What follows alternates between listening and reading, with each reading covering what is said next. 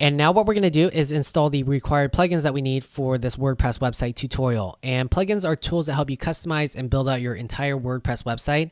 So the ones that we want for this website are the Elementor plugin and the Ocean Extra plugin. So what we can do is just click on this link right here that says begin installing plugins.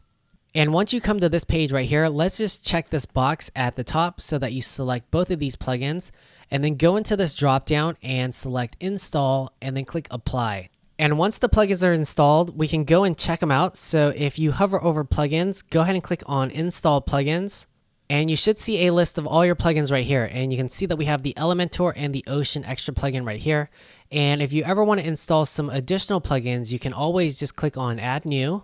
And if you ever need a plugin for your WordPress website, you can search by these filters right here, or you can type in a keyword and find the plugin that you can use for your WordPress website.